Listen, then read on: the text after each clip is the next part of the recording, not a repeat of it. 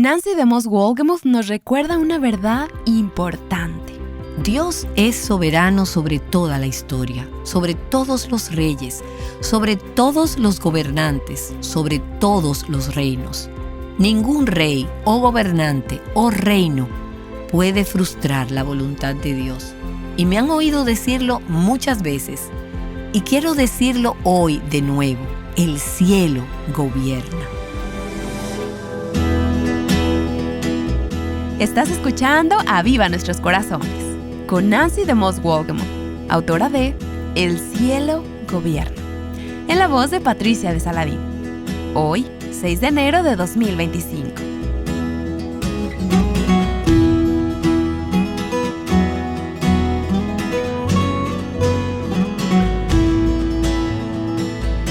¿Quiénes eran estos misteriosos visitantes que aparecieron para adorar a Jesús? ¿Y qué tienen que ver contigo y conmigo? Eso es algo que Nancy explorará en esta nueva serie titulada Sabios, Reyes y la Providencia de Dios. Aquí está Nancy. Quiero invitarte a que si tienes tu Biblia física o tu celular, la abras en el primer libro del Nuevo Testamento, el Evangelio de Mateo, capítulo 2, versículo 1. Y si estás conduciendo, te ruego que solamente escuches. Estoy leyendo el Evangelio de Mateo, capítulo 1, versículo 1. Dice así la palabra de Dios. Después de nacer Jesús en Belén de Judea, en tiempos del rey Herodes, unos sabios del oriente, y otras traducciones dicen magos, llegaron a Jerusalén. Y puede que algunas de ustedes estén pensando, pero espera un momento, esto forma parte de la historia de la Navidad, así que ¿por qué estamos hablando de esto en enero? Acabo de guardar todos mis adornos y la decoración y realmente ya no quiero escuchar sobre los Reyes Magos. Bueno, la temporada navideña moderna, en muchos países, comienza en algún momento de octubre. Pero en la mayoría de la iglesia esta temporada comenzaba el 25 de diciembre y continuaba durante 12 días. Así que realmente hay 12 días de Navidad, desde el 25 de diciembre hasta el 5 de enero. Y a esos 12 días les sigue la fiesta del 6 de enero, que es la que celebramos hoy. Esa fiesta marca el final de la temporada navideña. Y en algunas tradiciones de la fe, el 6 de enero se observa en el calendario de la iglesia como la Epifanía. O tal vez la has escuchado como Epifanía del Señor. Y junto con la Navidad y la Pascua, la Epifanía es uno de los 3 días festivos principales y más antiguos que ha observado la iglesia cristiana a lo largo de su historia. Ahora, puede que no estés familiarizada con esa palabra. La palabra Epifanía significa aparición, manifestación o revelación. Quizás en algún momento has dicho, tuve una epifanía. Bueno, eso significa que tuviste un momento como, un momento de una repentina o gran revelación. Pero originalmente esa palabra se usaba para referirse a la manifestación de Dios al mundo gentil y se relacionaba con la visita de los sabios o reyes magos, la visita de ellos a Jesús como un niño. Así que la Epifanía celebra que el Mesías vino, no solo para la salvación de los judíos, porque los judíos sabían que eso iba a suceder, sino que también vino para la salvación de los gentiles. Y me da mucho gozo porque eso nos incluye a nosotras. Este día, el 6 de enero, celebra la manifestación de Dios al mundo gentil. ¿Y no te alegras de que haya venido no solo a su pueblo, los judíos, sino porque su intención siempre fue que las naciones y los pueblos de la tierra conocieran, amaran, siguieran y pertenecieran a Jesús? Así que feliz Epifanía. Si has oído esa palabra antes, de ahí viene. Y tengo unos amigos que viven en España y en la última celebración de la Epifanía, ellos me escribieron lo siguiente.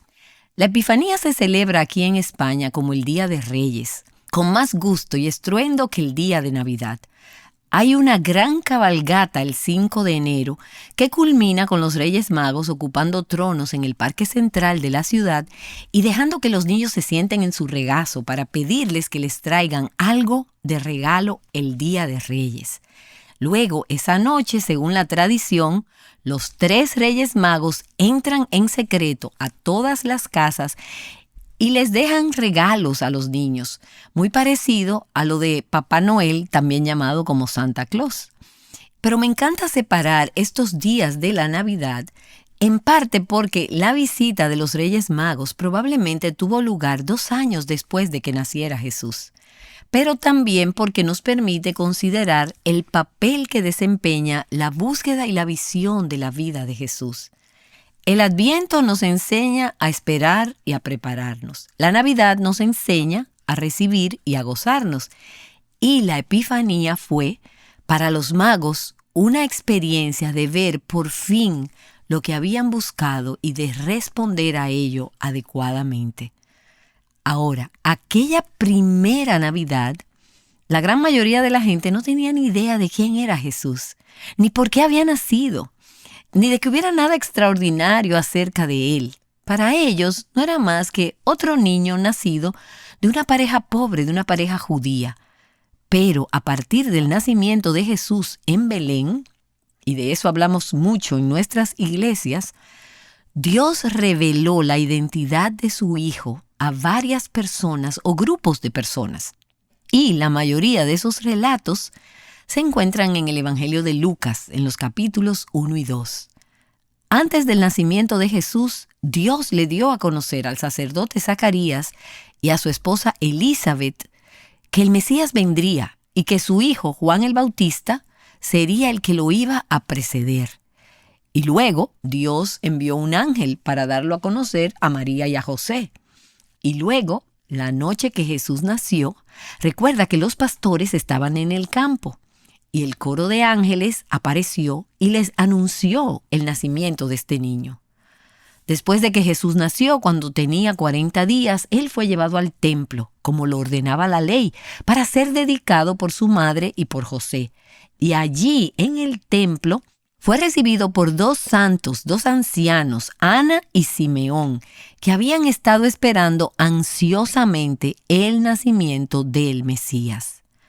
Ahora, todas estas personas eran judíos fieles, pero luego llegamos al capítulo 2 de Mateo. Y aquí es donde Dios dio a conocer esta maravilla del nacimiento del Mesías a un grupo de gentiles. Ahora, eso puede no sonar como una gran cosa para ti, pero eso habría sido asombroso para los judíos de ese día que pensaban que ellos, los judíos, tenían una posición privilegiada en Jehová, en Yahweh, en el Mesías. Gentiles. ¿Y de qué se trata esto? Que Dios viene a darse a conocer a los gentiles. Eso habría sido impensable para ellos. Pero quiero que volvamos por un momento a Mateo capítulo 2, al versículo 1. Después de nacer Jesús en Belén de Judea, en tiempos del rey Herodes, unos sabios del oriente, y otras traducciones dicen magos, llegaron a Jerusalén preguntando: ¿dónde está el rey de los judíos que ha nacido? Porque vimos su estrella en el oriente y lo hemos venido a adorar. Y quiero detenerme aquí un momento. Vamos a continuar con este pasaje durante el resto de la semana. Este es un relato que solo se encuentra en el Evangelio de Mateo. Y lo que encontramos aquí es en realidad una representación de los Reyes Magos bastante diferente a cómo los presenta nuestra cultura en general, cómo los presentan en las tarjetas de Navidad, en los pesebres y nacimientos, hasta en el villancico popular somos los Reyes Magos de Oriente. Y si juntamos todo eso, nos encontramos con una serie de, llamémoslos mitos y conceptos erróneos sobre los Reyes Magos. Para empezar, no tenemos ni idea de cuántos eran en realidad. La leyenda dice que fueron 3, y en las pequeñas representaciones decorativas que utilizamos hoy podemos ver que seguimos esa tradición de 3 Reyes Magos, que en realidad vinieron de nuestras casas y de nuestros entornos navideños. Y debo decir que me encantan y me parecen preciosos, y por eso los pongo en Navidad. Pero la realidad es que no sabemos si eran 3. De hecho, un dato muy interesante es que la tradición ortodoxa dice que fueron 12. Podrían haber sido más, pero creo que el número 3 probablemente provenía del hecho de que había 3 tipos diferentes de regalos que le trajeron a Jesús, aunque en realidad no sabemos cuántos eran. Sin embargo, por muchos que fueran, es probable que llevaran un séquito, algo así como una escolta militar que les acompañaba en el largo viaje. Y la mayoría de nuestros pesebres y nacimientos decorativos, incluidos varios de los que tengo en casa, muestran a los Reyes Magos ¿dónde? Los muestran frente al pesebre, junto a sus camellos, junto a María, a José, los pastores, las ovejas. Pero sabemos que no fue así como sucedió en realidad. Sabemos que los pastores llegaron al establo la noche en que nació Jesús. Los Reyes Magos, los sabios, probablemente llegaron al menos semanas, meses o quizás un par de años después. Y para entonces la familia ya no se encontraba en el pesebre, sino que ya estaban en una casa en Belén. Además, tampoco sabemos cómo se llamaban estos sabios. En algún momento, unos 500 años después de Cristo, comenzó la tradición de que se llamaban Melchor, Gaspar y Baltasar. Pero no sabemos cómo se llamaban en realidad, y tampoco se nos dice que eran reyes. No creemos que fueran reyes. Eso podría suponerse porque hay algunas profecías del Antiguo Testamento que hablan de reyes adorando al Mesías, y las veremos más adelante en esta serie. Pero es muy probable que no fueran reyes. Y también es poco probable que cabalgaran hasta Jerusalén y luego hasta Belén en camellos. Es más probable, según algunos comentaristas, que fueran en caballos persas. Incluso imaginamos a estos sabios siguiendo la estrella desde su país de origen hasta Jerusalén. ¿Es así como lo pensabas? Bueno, quizás sí. La estrella de Belén a los magos guió. En la noche silente en Judea brilló. El pesebre encontraron siguiendo la luz y le dieron presentes al niño Jesús. Noel, Noel, Noel, Noel. Hoy ha nacido el Rey de Israel. Pero las Escrituras en realidad no dicen eso. De hecho, sugieren que solo vieron la estrella mientras estaban en su país de origen, en el este, en Oriente, y luego viajaron sin ver la estrella, hasta donde la habían visto ubicada, y después, una vez llegaron a Jerusalén, la estrella los condujo hasta Belén. Y quizás dirá, bueno, pero eso es un detalle pequeño que no tiene importancia. Pero la verdad es que es muy importante. Sin embargo, al estudiar este pasaje queremos ver lo que las Escrituras tienen que decirnos sobre estos sabios. Y espero no haber estropeado tus futuras Navidades. Las Escrituras no nos dan muchos detalles sobre los sabios. Así que ha sido un estudio fascinante para mí tratar de profundizar en lo que sí dice. Pero hay una cosa que sabemos con seguridad, y es que las Escrituras nos dicen todo lo que necesitamos saber sobre aquellos hombres. Sabemos que lo que se nos dice está inspirado por Dios y es útil para enseñar, para reprender, para corregir, para instruir en justicia. Como nos dice 2 Timoteo capítulo 3, toda la palabra es inspirada y es útil. Así que este pasaje es importante y es importante para nosotras hoy. Entonces, ¿quiénes eran estos sabios? Bueno, algunas de sus traducciones dicen magos, los magos. Y la palabra griega aquí es magoi, magos, que suena como nuestra palabra mago o magos en plural. Estos sabios eran consejeros de los reyes de la antigua Media, Persia, Babilonia y esos países. Eran eruditos, formaban parte de una tribu sacerdotal, estaban bien educados en ciencia y en filosofía. Eran astrónomos, estudiaban las estrellas y los planetas porque creían que contenían mensajes divinos para nuestro mundo. Estos hombres eran representantes de reyes, ellos trabajaban para los reyes. Eran una élite educada, ellos investigaban y aprobaban a cualquier nuevo rey que subiera al trono. Ahora, no sabemos con certeza de dónde vinieron. Las Escrituras solo dicen que vinieron del Oriente. Y la mayoría cree que eran de Persia, que sería el actual Irán. Algunos creen que vinieron de la antigua Babilonia, que ahora sería Irak. Y otros piensan que vinieron del antiguo reino de Saba. Hay una referencia a esto que se encuentra en el Salmo 72 que veremos en un momento. Saba sería el actual Yemen en el extremo sur de la península arábiga. Ese país, Yemen, es conocido por sus vastos recursos de oro y por su producción de incienso y mirra. Así que esa es una posibilidad. Pero en última instancia, no sabemos con certeza de dónde vinieron. Cualquiera de esos lugares habría estado a miles de kilómetros o más de Jerusalén y de Belén. Así que ten en cuenta que esto no era como viajar a la próxima ciudad o estado. En esa época era una larga distancia.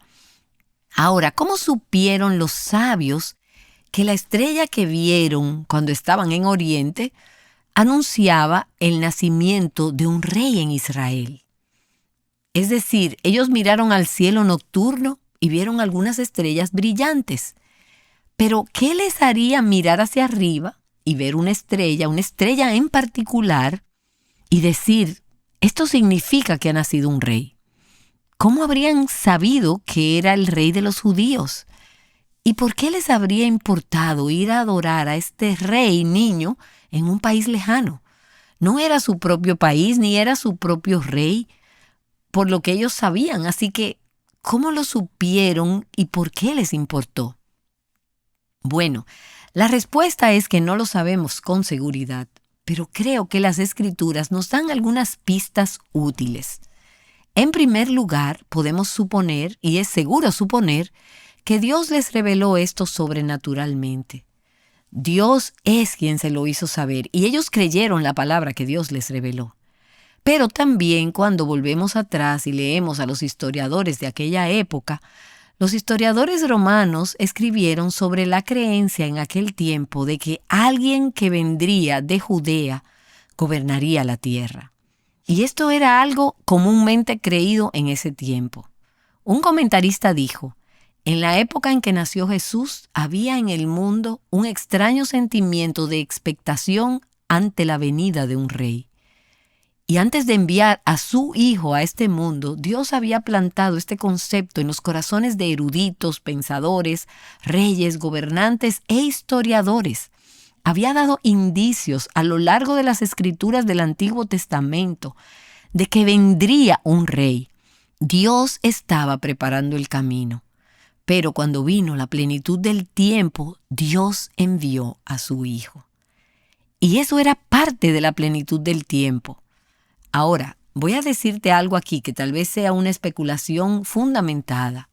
No puedo ser dogmática al respecto, pero aquí hay una posible explicación o un poco de contexto que me parece realmente creíble acerca de estos sabios y se remonta al siglo VI a.C. Recuerda que cuando el pueblo judío fue al exilio, Israel y Judá, Dios los envió al cautiverio a Babilonia por 70 años a causa de su pecado.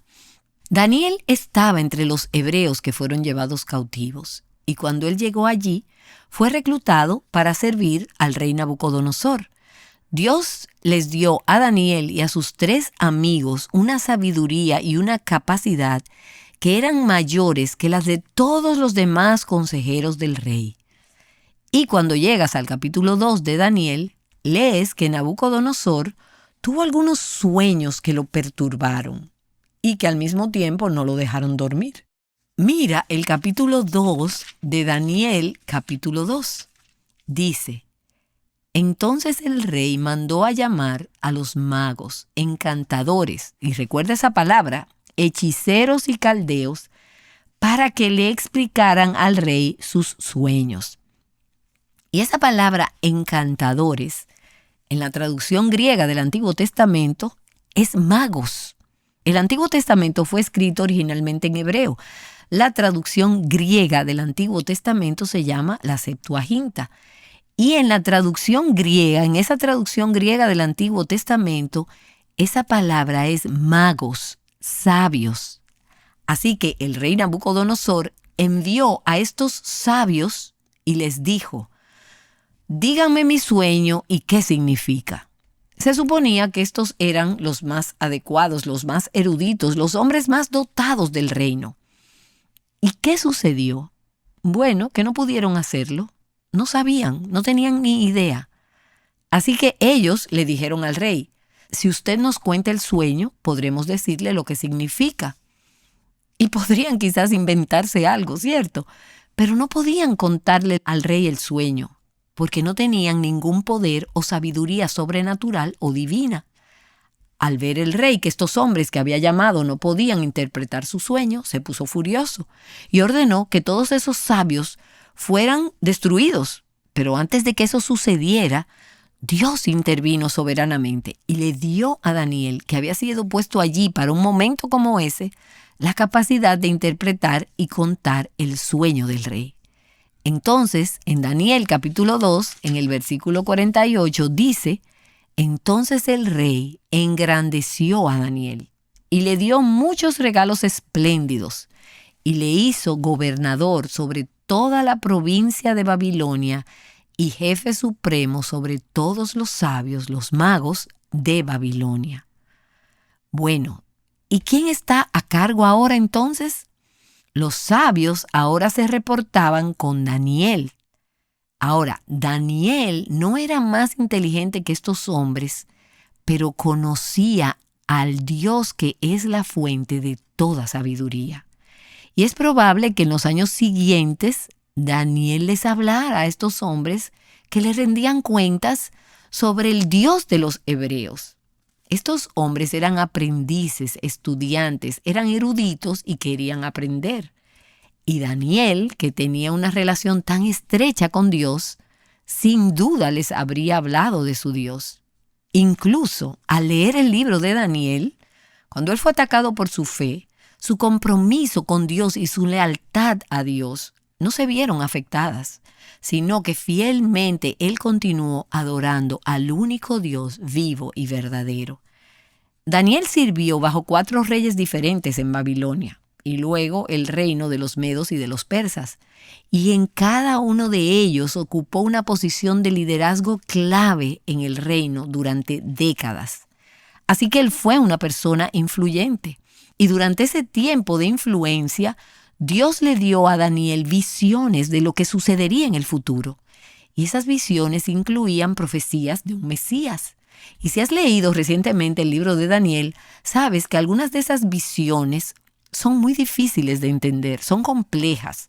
Lees todo tipo de Biblias de estudio y comentarios, pero terminas rascándote la cabeza y diciendo: no estoy segura de lo que todo esto significa. Y Daniel no entendió completamente lo que significaban, pero quedaron registradas para nosotras en las Escrituras. Pero está claro que vendría un Mesías. Por ejemplo, en el capítulo 9 de Daniel, se nos dice que un gobernante gentil emitiría un decreto para que los judíos regresaran a Jerusalén y reconstruyeran su ciudad. Y sabemos que eso sucedió bajo el rey Ciro. Y entonces dice que 483 años más tarde, y cuando haces todas las matemáticas en ese capítulo, 483 años más tarde, el Mesías vendría en la ciudad y se le daría muerte. Y ahora llegas al libro de Nehemías, donde la orden de reconstruir a Jerusalén fue emitida por el rey Artajerjes. Y 483 años después, Jesús fue crucificado en Jerusalén. 483 años después de esa orden. Ahora, pienso que es muy posible que Daniel les hablara a estos sabios, a los magos de su época acerca del Mesías y el rey prometido. Así que creo que es probable que conocieran esas promesas y que transmitieran esas profecías de generación en generación. Y es muy posible que los sabios, los magos de la época de Jesús, fueran descendientes de los sabios de Babilonia de la época de Daniel. Así que no es de extrañar que los magos de la época de Jesús hubieran prestado atención a las pistas que se encontraban en las profecías de Daniel y que estuvieran esperando con expectación el nacimiento del Mesías cuando esa estrella inusual apareció en el firmamento. Y hablaremos más sobre esa estrella en los siguientes episodios mientras recorremos el capítulo 2 de Mateo. Así que permíteme volver a los 2 primeros versículos que hemos visto hoy. Mateo capítulo 2, comenzando en el versículo 1. Después de nacer Jesús en Belén de Judea, en tiempos del rey Herodes, unos sabios del oriente llegaron a Jerusalén preguntando: ¿dónde está el rey de los judíos que ha nacido? Porque vimos su estrella en el oriente y lo hemos venido a adorar. Y permíteme sacar 3 conclusiones de estos 2 versículos. En primer lugar, dice: en tiempos del rey Herodes. Y hablaremos más sobre Herodes mañana y veremos que él fue un gobernante cruel y malvado. Sin embargo, en tiempos del rey Herodes, también vamos a ver que Dios es soberano. Él es soberano sobre la historia, sobre todos los reyes, sobre todos los gobernantes y sobre todos los reinos. Ningún rey o gobernante o reino puede frustrar la voluntad de Dios. Y me has escuchado decirlo muchas veces, y quiero decirlo aquí de nuevo. El cielo gobierna, incluso en los tiempos del rey Herodes. Incluso en los tiempos de gobernantes impíos, indignos y malvados, Dios tiene el control. Dios siempre cumple sus propósitos y tiene su manera de hacer todas las cosas. Y en medio de cualquier gobierno, de cualquier reino, Dios está llevando a cabo sus propósitos y trayendo su reino a la tierra. Bueno, y el pasaje continúa diciendo: unos sabios del oriente llegaron a Jerusalén. Estas eran tierras paganas. Y vinieron para adorarlo, para adorar al Mesías recién nacido. Y esto es asombroso si lo piensas. Pero me recuerda que Dios puede atraer sobrenatural e irresistiblemente los corazones de aquellos que están lejos de Él. Dios puede transformar eruditos seculares, científicos y personas influyentes en buscadores y adoradores de Jesús. Él puede hacerlo. No hay ningún gobernante, ningún reino, ninguna persona influyente, ningún científico, nadie que sea tan inteligente que Dios no pueda sobrenatural e irresistiblemente atraer su corazón para convertirlo en un buscador y adorador de Jesús. Esos hombres nunca hubieran buscado a Dios si Él no los hubiera atraído primero. Y déjame decirte un pequeño secreto. Ni tú ni yo hubiéramos buscado a Dios si Él no hubiera puesto en nuestros corazones el hacerlo. Piensa por un momento en esa persona que conoces, que está en una posición influyente del gobierno o en tu lugar de trabajo o en nuestra sociedad, pero que parece estar tan lejos de Cristo. Y déjame recordarte lo que mi papá solía decir: no hay nueces demasiado difíciles de quebrar para Dios. Y mi papá sabía eso porque él había estado tan lejos de Dios y era rebelde contra cualquier cosa bíblica o piadosa. Pero Dios, en su gracia y amor, tocó su corazón y lo trajo a la fe hace muchas décadas. Y por último, cuando pienso en Daniel, él era un hombre justo que trabajó para reyes injustos en un país pagano. Era un lugar difícil para estar. Y a veces te sientes como Daniel, en tu lugar de trabajo, en tu familia, tal vez incluso en nuestra cultura. Pero Daniel adoró fielmente a Dios. Él escuchó su palabra y también influyó con su fe a aquellos que lo rodeaban. Daniel no tenía ni idea de que 600 años después, los descendientes de aquellos con los que él había vivido y trabajado viajarían a Jerusalén para encontrar y adorar al Mesías recién nacido. Él fue fiel en la época en que vivió, pero 600 años más tarde, aquellas semillas que habían sido plantadas dieron frutos. En la providencia de Dios, tu fidelidad a Dios y a su palabra hoy pueden tener un efecto dominó para las generaciones futuras y puede proporcionar pistas para que los que vengan después de ti busquen y encuentren al Rey Jesús. Así que, Señor, eso es lo que queremos, eso es lo que deseamos y eso es lo que anhelamos. Gracias por todos esos recordatorios de tu palabra, de que el cielo gobierna y de que no hay corazones tan duros o tan lejanos que tú no puedas conquistar y atraer hacia ti. Gracias por atraer nuestros corazones. Úsanos, Señor, te ruego, en nuestros lugares de influencia, para creer en ti firmemente y para aferrarnos a tus promesas y compartirlas con los demás. Y te doy gracias por la fe, incluso por el fruto que vendrá en las generaciones futuras cuando te somos fieles hoy. Te lo ruego en el nombre de Jesús. Amén. Nancy DeMoss Wolgemuth ha estado hablando de los sabios que vinieron a adorar a Jesús. Este fue el primer episodio de una serie que nos lleva a profundizar en esos sabios y el contexto que rodea la historia de la Navidad. En el mensaje de hoy, vimos cómo el Señor estaba obrando en circunstancias difíciles en el momento del nacimiento de Jesús. ¿Y sabes qué? Él sigue obrando hoy.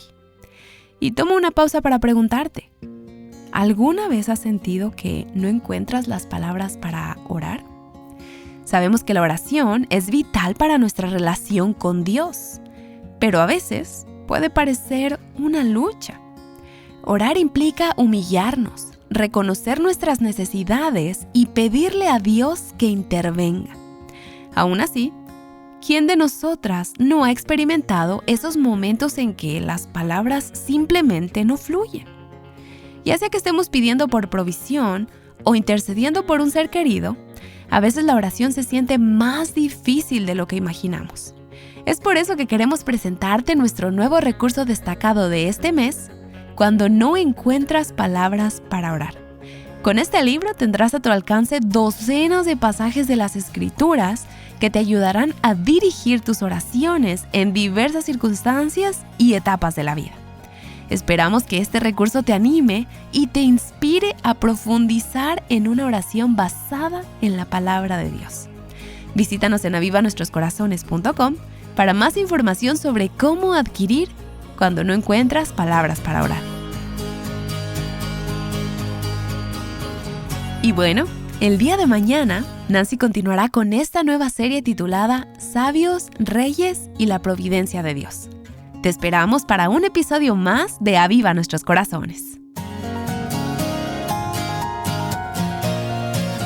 Recordándote que la voluntad de Dios no puede ser frustrada, Aviva Nuestros Corazones es un ministerio de alcance de Revive Our Hearts.